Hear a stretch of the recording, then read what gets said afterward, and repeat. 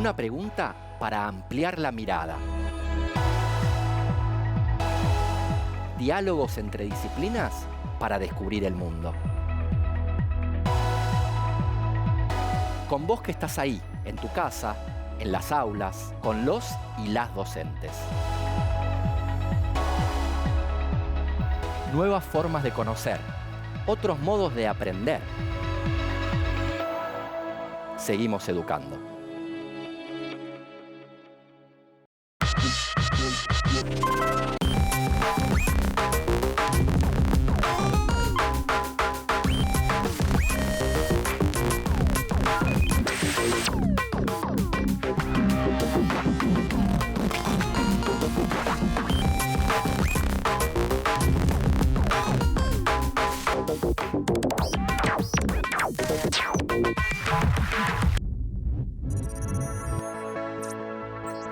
Hola, soy Andrés y hoy junto con Carla, profesora de Historia, y con Lucas, profesor de Lengua y Literatura, hablamos sobre el boom latinoamericano de novelas. Y nos preguntamos, ¿el bestseller es buena o mala literatura?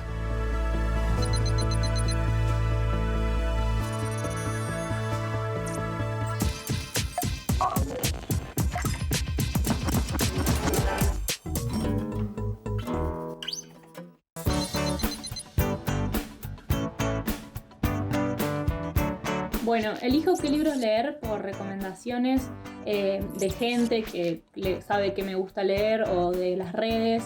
Y también tengo algunos autores que siempre me gusta lo que hacen y sé que no fallan. Bueno, yo cuando elijo un libro para leer, generalmente lo empiezo a leer o escucho recomendaciones de mi familia. Elijo leer los libros cuando tengo ganas de distenderme o puntualizar sobre un tema en particular. Sí visito las librerías muy seguido, cada vez más. Cada tanto visito librerías, pero por el momento no. Visito librerías y cada vez que puedo.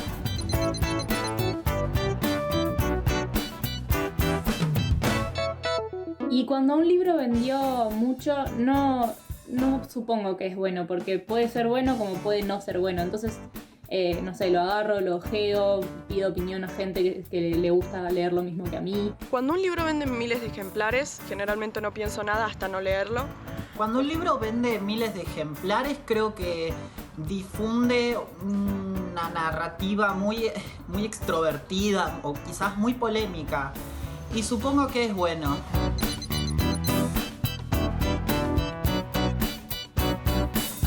Sí, he leído muchos títulos de bestseller. En una época leía un montón de novelas así como románticas.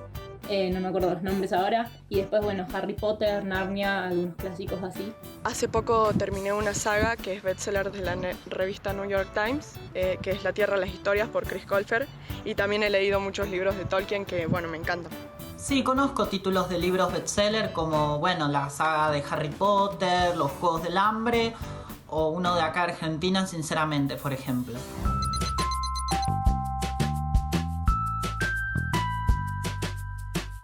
La palabra boom la asocio a un libro cuando tiene una narración que va a corromper mucho con las expectativas de la sociedad que tienen mirada a ese libro. Yo creo que la palabra boom hace alusión a expansión o crecimiento. Me suena como a una explosión, como que de golpe un libro tiene muchas lecturas, mucha gente que está interesada en el libro. Bueno, argentinos, ahora estoy leyendo mucho de poesía subversiva, de Editorial Sudestada, que tenemos, no sé, Juan Solán, Ina Ferrari, Singololo. Y después, bueno, clásicos como Pizarnik o Alfonsina Storni, Laura Esquivel, Isabel Allende, Julián Cáceres Narizano.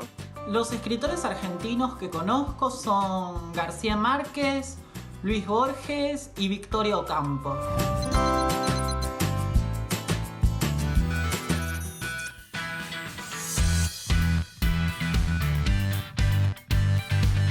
¿Qué es un bestseller? ¿Es buena o mala literatura? ¿Quién decide lo que es buena o mala literatura? ¿Lo que se vende mucho es bueno? ¿Hubo un momento en que los libros de nuestra región se vendieron mucho? ¿Podemos pensar al boom latinoamericano como un éxito editorial? ¿Qué fue en realidad el boom latinoamericano? ¿Hay características propias? ¿Hay un contexto específico que lo enmarca? ¿Quiénes fueron los máximos exponentes del boom? ¿Hubo escritores olvidados dentro de ese éxito literario? ¿Y escritoras? Un boom que marcó una historia y perdura hasta el presente.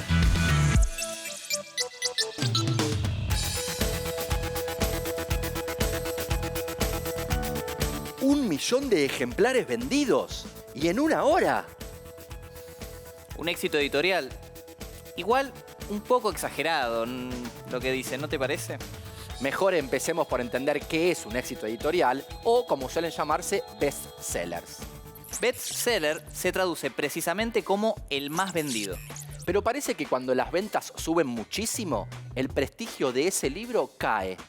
¿No es así? Así parece, porque se asume que un bestseller, casi siempre ubicado dentro de lo que se considera literatura de masas, no es valioso en términos literarios. Pero sí para las librerías.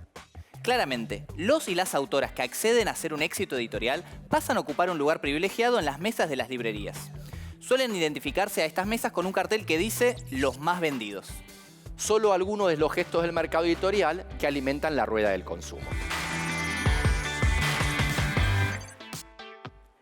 En la historia literaria existen muchísimas novelas u obras literarias universales que se caracterizaron por ser bestsellers. Algunos títulos que seguro conoces. Don Quijote de la Mancha, de Miguel de Cervantes. Historia de 2 ciudades, de Charles Dickens. El Señor de los Anillos y el Hobbit, de Tolkien. El Principito, de Antoine de Saint-Exupéry. Harry Potter y la Piedra Filosofal, de J.K. Rowling. 10 Negritos, de Agatha Christie. Sueño en el Pabellón Rojo, de Cao Xue King. Las aventuras de Alicia en el País de las Maravillas, de Lewis Carroll. El Alquimista, de Paulo Coelho. Y el más extendido... No estaba pensando en Stephen King, sino en la Biblia. El texto que tuvo mayores reversiones y adaptaciones. A lo largo de los siglos se produjeron alrededor de 5.000 millones de copias, lo que la convierte en el libro más vendido de la historia. Bueno, el libro más influyente de todos los tiempos. Cada año se venden 100 millones de ejemplares, nada mal. Y fue traducido a 438 idiomas de forma total y de forma parcial al menos a 2.454 idiomas. Claramente un boom en las ventas. Pero hablar de ventas con un relato tan vinculado a lo espiritual parece extraño. Bueno, pensándolo de ese modo, lo mismo ocurre con el libro tradicional realizado por un escritor que puso su creatividad y personalidad en el hecho creativo. En todo este conglomerado de obras, algunas fueron y son valoradas por la crítica literaria y otras, en cambio, como ya dijimos, se consideran mala literatura. Muchas de las que tuvieron su éxito de venta fueron llevadas a otros lenguajes. Pero, ¿cómo ocurre ese proceso? Cuando una novela se convierte en película, suele decirse que se adapta, como si se tratara de una mera cuestión de formatos de origen y de llegada, de ajustes, para que una historia pueda entrar en otro molde. También suelen llamarse versiones o traducciones. Luego de revisar distintas nociones para designar este pasaje entre ambas artes, esto es, del libro a la película, el crítico de cine, Sergio Wolf, optó por el término transposición. Me suena a traslado, ¿no? Algo así. Soy yo. Alicia en el País de las Maravillas se llevó a peli no solo para un público infantil, sino también, y en otra versión, para un público más adolescente de la mano de Tim Burton. Lo mismo ocurrió con Don Quijote de la Mancha, considerada por la crítica como la primera novela moderna. También alcanzó numerosas versiones y transposiciones. Sobre la genia de Agatha Christie no hay una posición certera sobre si 10 Negritos es la obra más vendida de su carrera, pero son muchos los libros de esta autora que llegaron al cine. Más conocidas son las películas que se hicieron de Harry Potter y El Señor de los Anillos. Soy fan. El concepto de boom literario o bestseller no solo se limita a la literatura, sino que tanto el cine como la música pueden entender a partir de este concepto, aunque se lo nombre de otro modo. Así, se habla de película pochoclera que se caracterizan por ser de puro entretenimiento. Pero, ¿pochoclera es lo mismo que taquillera? No. Éxito de taquilla hace alusión a la recaudación obtenida en un espectáculo. Y ser la más taquillera depende de otros factores, como la cantidad de público que puede acceder al cine. Y lo mismo pasa con la música. La música para uso comercial está destinada a proyectos con la intención de obtener muchas ganancias. Pero muchos artistas musicales se resisten a hacer música comercial porque se considera que hacerlo implica vender su integridad creativa, adaptándose a alguna versión de la industria de lo que es popular. Y, hablando de popular, claramente no podemos dejar de nombrar al maestro del horror. Stephen, sos el rey.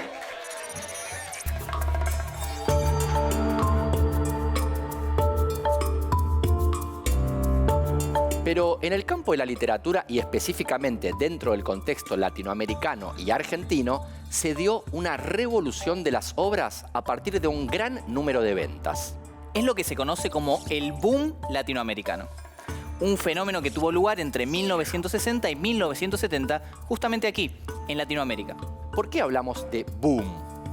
Porque las novelas de una serie de escritores latinoamericanos comienzan a crecer en venta con una magnitud tan alta que para algunos se trató simplemente de una gran operación de mercado.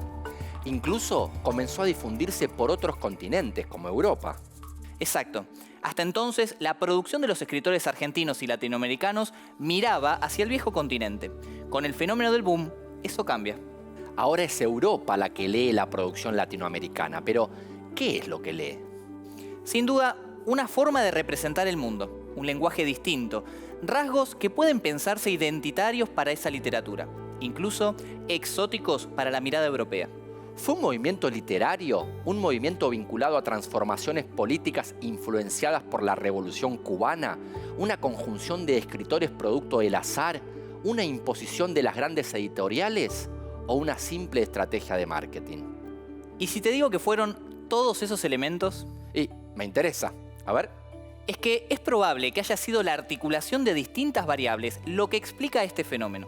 El boom se desarrolla en un contexto donde lo político se amalgama con lo literario y la literatura, además de la reivindicación por un proyecto cultural. ¿No es así? Sí, lo principal es que busca alejarse de un modo de composición realista que había ocupado la escena narrativa hasta entonces. Lo realista fue criticado por su simpleza. La nueva novela latinoamericana busca entonces innovar en el estilo y las formas, pero también en la temática. La pregunta es ¿cómo? Bueno, algunos de los elementos característicos de este particular estilo de novela son la lucha por el dominio de una naturaleza avasallante, el paisaje como desbordante, la resistencia a la explotación, un mundo que se debate entre lo real y lo fantástico. Y distintas marcas estéticas, principalmente el género del realismo mágico. ¿Cuáles son las características principales? Básicamente, cuando se presenta algo fuera de la realidad como verdadero. Más simple, mostrar lo mágico como real. Y no confundirlo con el género fantástico. No, claro. En ese caso, un elemento inesperado irrumpe en una realidad cortando ese clima. El realismo mágico, por el contrario, sin ser maravilloso, plantea elementos irreales contados desde una lógica real. Ciertos elementos que se consideran mágicos forman parte de la realidad. ¿Todos los autores del boom narraron desde el realismo mágico? No, pero sí es el género que utilizaron, por ejemplo, autores como García Márquez. Entonces no hay una comunión de géneros, pero sí podemos encontrar características similares en sus herramientas estilísticas. Exacto. Las particularidades de las obras del boom es que plantean un cambio de tiempo y un cambio en la perspectiva de sus personajes. Los relatos viajan del presente al pasado, del presente al futuro, con narraciones en primera, segunda y tercera persona. Interesante. Y por lo que veo, tópicos narrativos que se ajustan a una nueva perspectiva política, que van de la mano con los cambios políticos y sociales de la región. Así es, la literatura del boom viene a indagar sobre la identidad latinoamericana.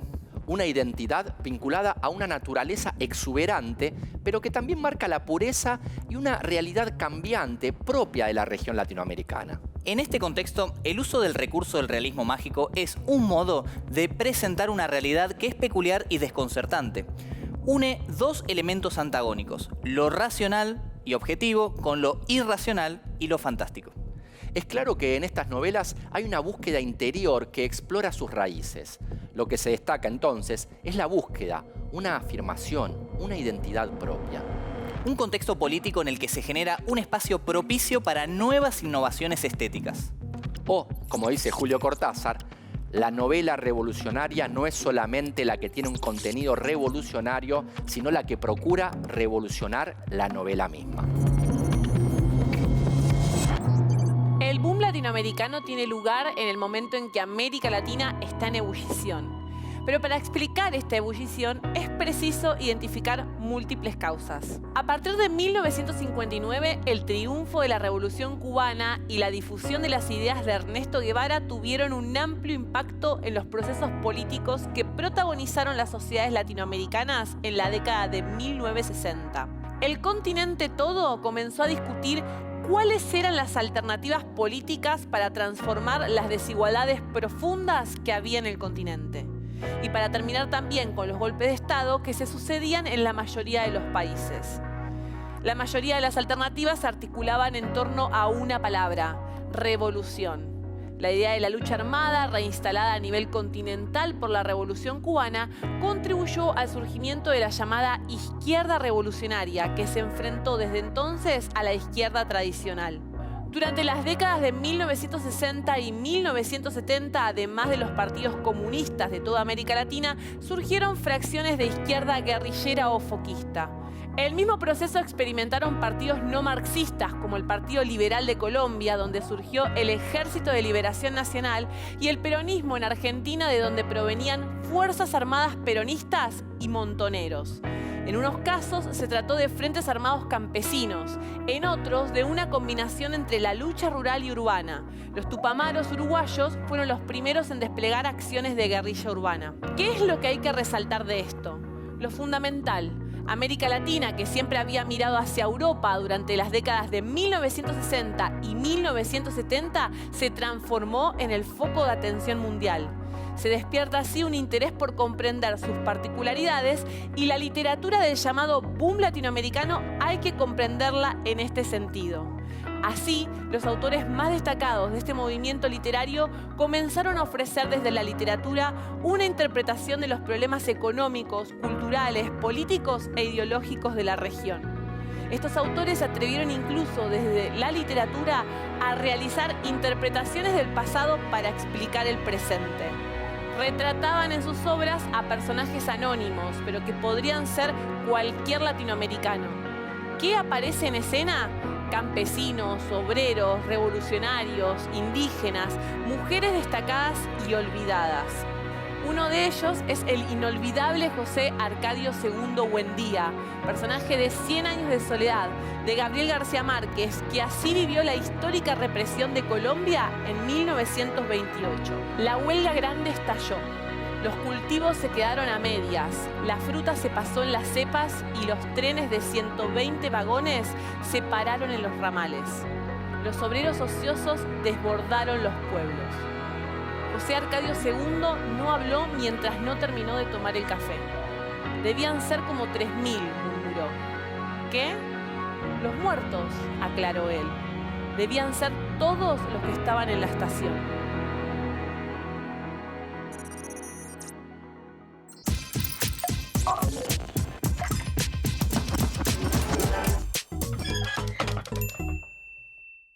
Para lo que hoy te proponemos, vas a necesitar una compu. También puedes usar hojas y lápices. Lo que vas a hacer es construir un relato con identidad propia con estas características. Primero, vas a utilizar el género del realismo mágico, o sea, una realidad un tanto irreal. Segundo, vas a situar tu texto en un contexto específico que le dé una identidad propia, la pandemia. Tercero, vas a leer tu relato en las redes que más uses. Puedes hacer un TikTok o, por qué no, una historia de Instagram. Cuarto, vas a intentar que tu relato se viralice. O sea, lograr un éxito. Mándanos tu obra a @seguimoseducando, @canalencuentro. A ver cuántos me gusta alcanzás. Bueno, tampoco es cuestión de que todo en la vida sea un me gusta. Pero estamos hablando de un boom, ¿o no?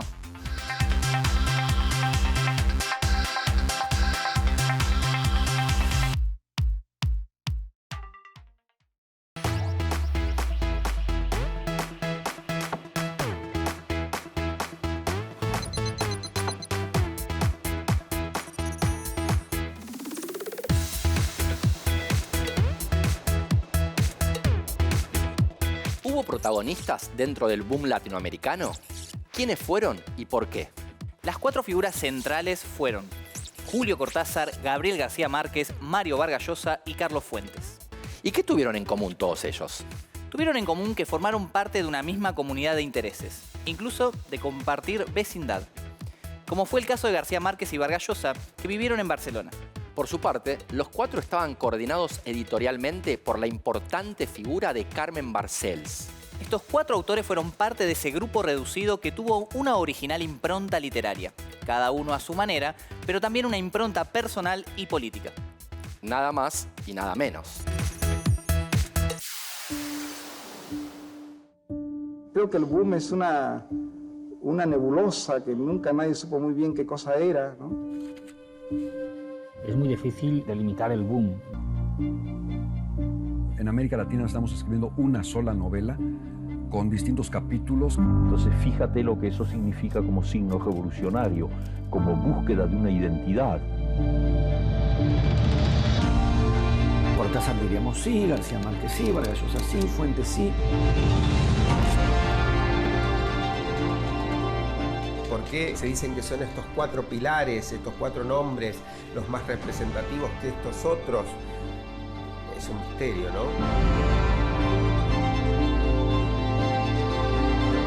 El escritor colombiano Gabriel García Márquez publica en 1967 Cien años de soledad. La novela, rechazada por varias editoriales, fue un éxito de ventas. Hasta el día de hoy es la novela latinoamericana más vendida con aproximadamente 30 millones de ejemplares. La novela, que narra la historia de la familia Buendía en la ciudad de Macondo, se considera el exponente más representativo del denominado realismo mágico. La novela se enfoca en el espacio y tiempo metafísico. En el tiempo interno, la obra ronda sobre la maldición de los 100 años a causa del incesto cometido por José Arcadio y Úrsula Iguarán. Hay elementos sobrenaturales, mitos, que se están contando de forma hiperbólica.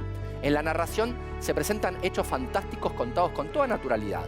O, en otras palabras, se cuentan los hechos irreales como si fueran reales. Cien años de soledad cuenta con más de 100 ediciones. Fue editada en Buenos Aires, Argentina, por Sudamericana el 30 de mayo de 1967, aunque salió al mercado la primera semana de junio.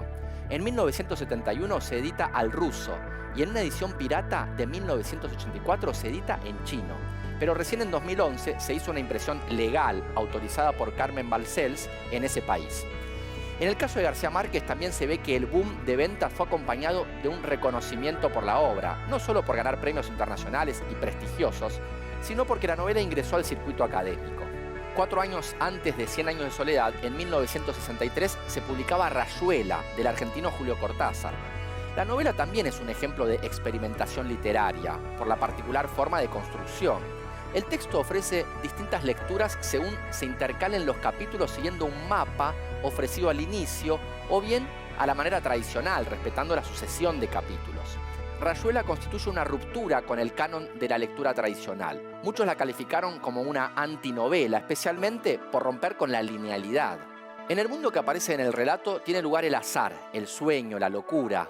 Las frases de Rayuela juegan con las palabras, con el oxímoron, y conjugan la realidad con el mundo onírico. A diferencia de algunos de sus compañeros del boom, la estética de Cortázar se relaciona con la zona del neofantástico, versión contemporánea del fantástico. Julio Cortázar ubicó al boom más allá del efecto de marketing del mercado editorial. Se trata de la búsqueda de una identidad propia latinoamericana y por lo tanto revolucionaria, desafiante del poder central. El escritor peruano Mario Vargas Llosa escribe La ciudad y los perros en 1962. La novela gana el premio Biblioteca Breve de la editorial Seix Barral de Barcelona. La trama se sitúa en el Colegio Militar Leoncio Prado, de Lima, y cuenta la historia de los cadetes del colegio que deben afrontar las crueldades y los valores de la institución militar. El propio Vargas Llosa considera a la obra como un acto de venganza por sus experiencias como cadete del liceo. Y es una novela que refleja una sociedad peruana con sus distintas clases sociales y sus distintos integrantes. En términos estéticos, la novela incluye técnicas novedosas sobre la construcción del tiempo del relato. La temporalidad, en su conjunto, no es lineal, porque se intercalan episodios del pasado en torno a la trama central. En esta historia, que comienza en media res, el narrador, en primera persona, junta el pasado con el presente. jugando con monólogos internos. La narrativa del mexicano Carlos Fuentes intenta indagar las problemáticas sociales y políticas de su país y sobre todo las coincidencias directas e indirectas de la Revolución Mexicana. En su obra La muerte de Artemio Cruz de 1962 se entrecruzan el espacio y el tiempo para relatar la trayectoria vital y política de un revolucionario que se corrompe. El protagonista es Artemio Cruz, ex obrero agrícola que debe su ascenso social a la revolución. En esta novela se desarrolla un juego entre las tres personas verbales, yo, tú, él, desde tres perspectivas narrativas. La historia es una alegoría de la evolución social de México, a través de un personaje que va perdiendo sus ideales y se va convirtiendo en un ser corrupto y advenedizo. En palabras de Carlos Fuentes, el mundo es apariencia, el mundo es máscara, el mundo es ilusión. Palabras que remiten a otras no menos importantes. La única manera de registrar la realidad es superar la descripción de las superficies. Verdadero. Falso. Verdadero. Falso. La idea de lo económico versus lo artístico es propio del ámbito de la literatura. Verdadero. Falso. Falso. Si bien en literatura se habla de bestseller, en la música, de música comercial o en el cine, de película taquillera o pochoclera, las tres remiten a una idea similar, lo que está hecho para gusto de una gran cantidad de público sin atender a la calidad. El concepto de boom se asocia a la idea de estallido en ventas. Verdadero. Verdadero. Verdadero. Fueron tan masivas las ventas de este periodo que el concepto ofrece esta idea de explosión que permitió a grandes artistas obtener fama universal. 100 años de soledad se editó en 2 países. Falso. Verdadero. Falso. Como vimos, la novela tuvo numerosas ediciones entre las que se incluye china, rusa, francesa y entre muchas otras. La narrativa que presentan las novelas del boom se caracterizan por trabajar con temas polémicos dentro del género realista. Falso. Falso. Falso. En las novelas se producen cambios temporales y de narradores propios del realismo mágico. 100 años de soledad es una historia que narra la vida situada en el pueblo de Macondo. Sí. Verdadero. Falso. Verdadero. Se trata de un pueblo fundado por José Arcadio Buendía y Úrsula Iguarán cuando huían del espíritu de Prudencio Aguilar. La novela Rayuela ocurre íntegramente en Buenos Aires. Verdadero. Falso. Falso. En la novela, Horacio Olivera protagoniza una verdadera epopeya que se sitúa en París junto a su amante, la maga, y luego en Buenos Aires en busca de ella. La novela de Vargas Llosa transcurre en un convento mexicano. Verdadero. Falso. Creo que en un colegio. Falso. La trama se sitúa en el Colegio Militar Leoncio Prado de Lima y cuenta la historia de los cadetes del colegio que deben afrontar las crueldades y los valores de la institución militar. La muerte de Artemio Cruz narra la historia de un personaje poco estable. No lo leí. Falso. Verdadero. Un personaje que se va convirtiendo en un ser corrupto. Estos 4 escritores, García Márquez, Vargas Llosa, Cortázar y Fuentes, son los 4 exponentes del boom latinoamericano. Sí, principalmente verdadero. Verdadero. Falso. El boom tiene más representantes, pero 4 escritores fueron los más reconocidos.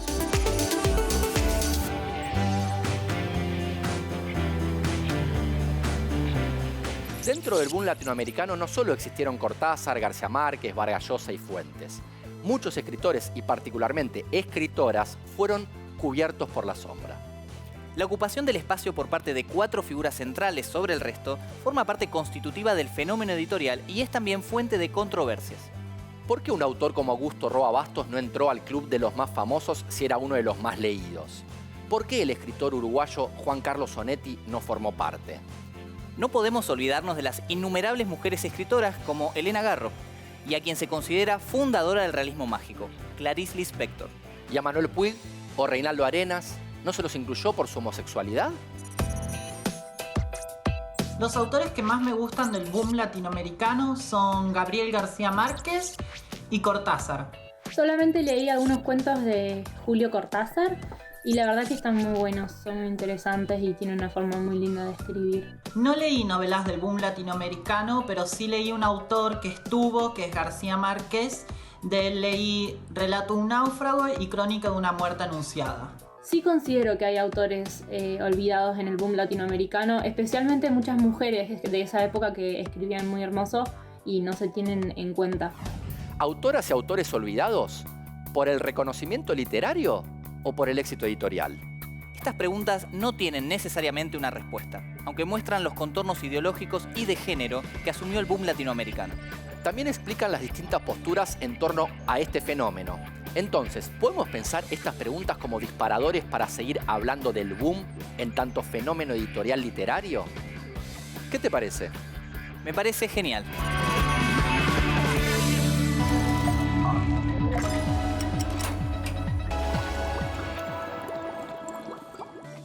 Como dijimos antes, detrás del fenómeno del boom latinoamericano hay una conjunción de factores interrelacionados. Sí, y si bien hablamos sobre esto, no hay que olvidar el contexto histórico que atravesó a estos autores. Principalmente la Revolución Cubana. Exacto. Quizás podemos viajar un poco antes. Bueno, los viajes en el tiempo eran bastante habituales en el boom, así que, ¿por qué no? Finalizada la Segunda Guerra Mundial, algunos países de América Latina estaban en condiciones de completar el proceso de formación de su sector industrial. Países como México, Brasil, Argentina, Colombia, Venezuela y Perú comenzaron a considerar las recomendaciones de las teorías desarrollistas.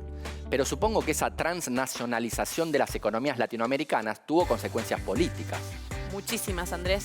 Las experiencias políticas protagonizadas por varias sociedades latinoamericanas durante la década de 1960 pusieron de manifiesto que las medidas que favorecían a las inversiones de capitales extranjeros no favorecían del mismo modo a los sectores obreros. Y esto también se analizó en términos sociológicos, a partir de dos maneras de mirar la realidad.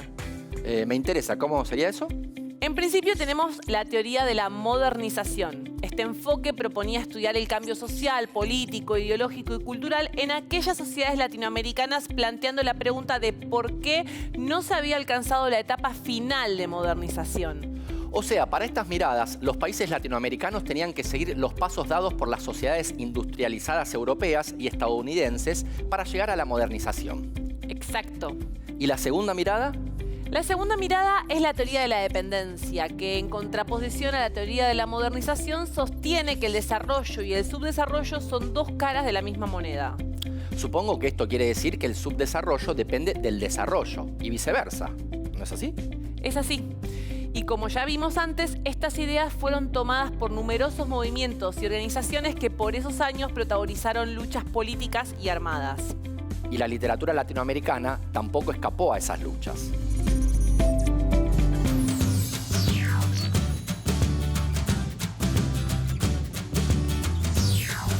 Hola, buen día, ¿cómo están? Mi nombre es Guillermo Korn, soy director de bibliotecas y promoción de la lectura en la provincia de Buenos Aires.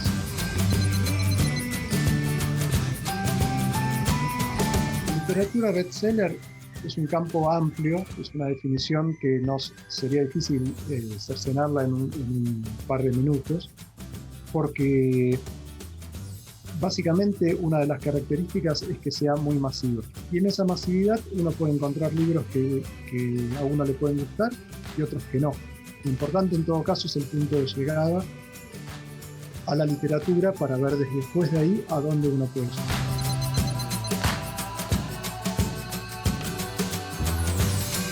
Sí, pensé en dos, en verdad. Uno podría ser este, que es El nombre de la rosa, de Umberto Eco. Es un bestseller. Uno, si le pone rótulo de bestseller, seguramente lo descartaría. Si uno piensa en el contenido y en las cualidades que el libro tiene, vamos con él. Otro podría ser Pablo Neruda.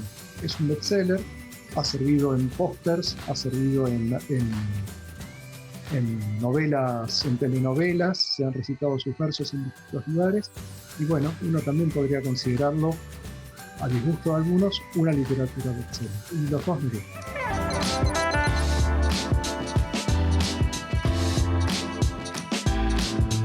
El boom latinoamericano comprende las dos cosas. Es un fenómeno cultural que se vincula a una coyuntura determinada, entre otras la coyuntura política, y también es un éxito editorial. Ambas cosas. Hay detrás del boom latinoamericano, hay gestores culturales, hay grandes editoriales y hay excelentes escritores.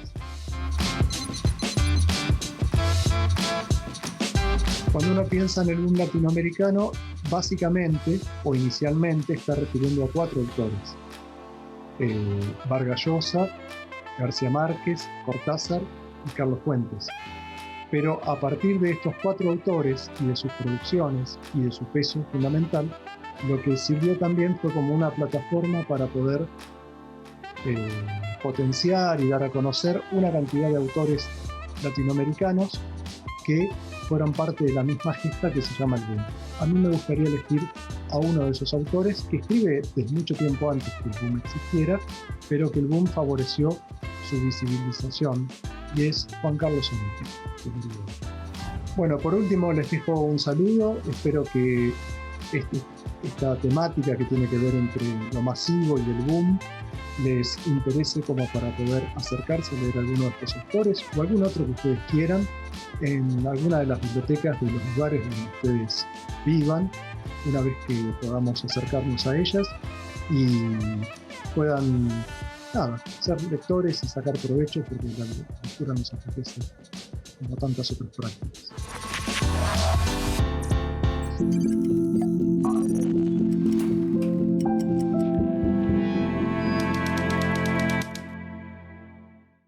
Los cuentos de Cortázar me acompañan desde siempre.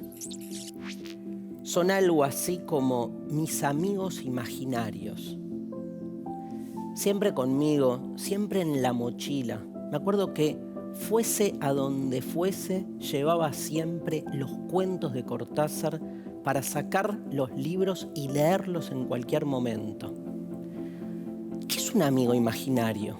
¿Y de qué modo siguen vivos esos amigos imaginarios en la construcción de lo que después es el sentido de nuestra existencia? Mis amigos imaginarios. Como ese flaner de Rayuela, el caminante que deambulaba las calles de París dejando que la ciudad lo sorprenda, buscando en cada cuadra, en cada esquina, el encuentro imposible con la maga, esa novia, ¿recuerdan?, con la que cada vez que decidían verse, lo que hacían era quedar en encontrarse azarosamente en algún barrio de París. Y si se encontraban, era porque el amor lo decidía, no por decisión de ellos. Como el cumpleañero de preámbulos a las instrucciones para dar cuerda a un reloj. Aquel al que le regalan un reloj y en el acto se da cuenta de todo lo que le implica esa relación con el tiempo. Cómo va a estar a partir de ese momento obsesionado con el paso de los minutos, absolutamente inmerso en una cronometría existencial donde el reloj iba a definir minuto a minuto el sentido de su existencia. Y ese final apoteótico, ¿no? No es que te han regalado un reloj, dice Cortázar, sino que tú eres el regalo para el cumpleaños del reloj. O como ese lector que estaba en su casa en el parque leyendo plácidamente una novela en la que se contaba el intento de asesinato por parte de una persona que con su amante habían definido asesinar a su marido. Y el lector se la pasa leyendo cómo el asesino iba ingresando justo en la misma casa donde él estaba leyendo la novela en la que increíblemente a él lo asesinaban. Continuidad de los parques. O como ese niño, Aníbal, de 12 años, de ese cuento llamado Deshoras, que se enamora de la hermana de su mejor amigo de las vacaciones, Sara, de 19. En esos amores a deshoras, esos amores imposibles, esos amores que no acoplan entre un chico de 12 y una chica de 19. 30 años después, se la encuentra en la calle y decide arrebatadamente confesarle que hacía 30 años que seguía enamorada de ella. Yo cuando tenía 12, ¿te acordás?, le dice a Sara, estaba enamorado de vos, pero bueno, era imposible que pasara algo entre nosotros, ni siquiera me mirabas, yo era muy chiquito. Y ella lo corta en seco, lo mira de frente y le dice, yo también estaba enamorada de vos. Los cuentos de Cortázar son como amigos imaginarios que están presentes y determinan de algún modo también los diferentes desatinos de la vida. Me quedo pensando en estos amigos imaginarios y con Cortázar me quedo también imaginando, ¿no seré yo el amigo imaginario de alguien? El boom latinoamericano fue un fenómeno literario que surgió entre 1960 y 1970, cuando el trabajo de un grupo de jóvenes novelistas se conoció por todo el mundo con la rapidez de un relámpago. Así se convirtieron en figuras mediáticas, que salían en la tapa de los diarios, que participaban de los debates públicos, que vendían libros como pan y firmaban autógrafos como actores de Hollywood. Pero otro grupo de escritores, igual de talentosos, igual de innovadores, quedaron opacados a las sombras de estos 4 Beatles de las letras. En este capítulo nos dedicaremos a ellos, porque unos sí y otros no. Perteneciste a una raza antigua, de pies descalzos y de sueños blancos. Fuiste polvo, polvo, eres piensa que el hierro siempre al calor es blando.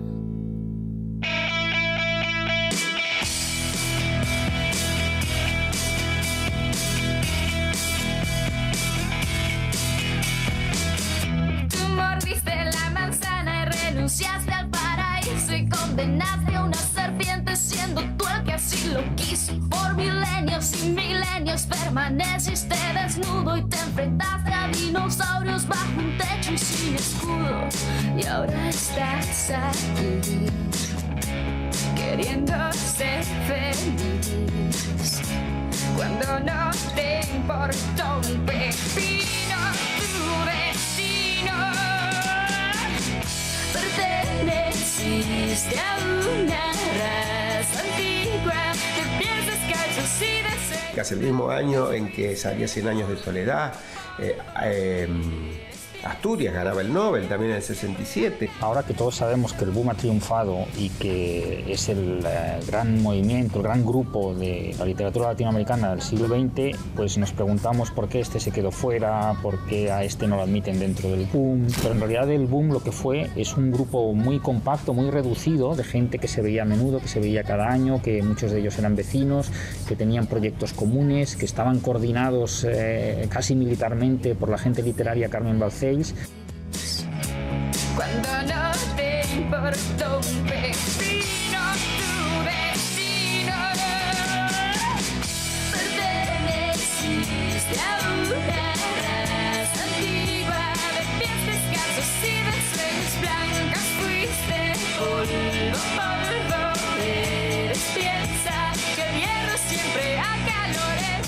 Perteneciste a una raza antigua de pies descalzos y de sueños blancos. Fuiste polvo, polvo, eres piensa que el hierro siempre a calores blandos. Saludar al vecino, acostarse a una hora, trabajar cada día para vivir en la vida y contestar solo aquello y sentir solo esto y que Dios no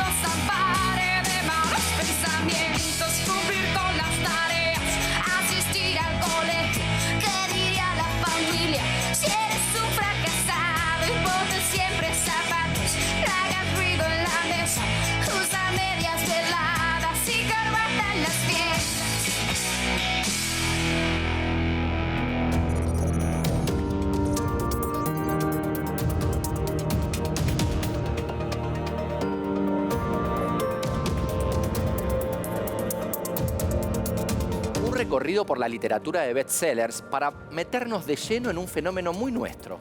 El boom latinoamericano, sus exponentes, sus características y sus marcas de género. El contexto histórico donde surge y que da puntapié a los preceptos de una identidad latinoamericana. Los olvidados. Y las olvidadas. ¿Un éxito editorial o un valor literario? ¿Por qué no ambas? Si al fin y al cabo las letras siempre nos pueden hacer volar.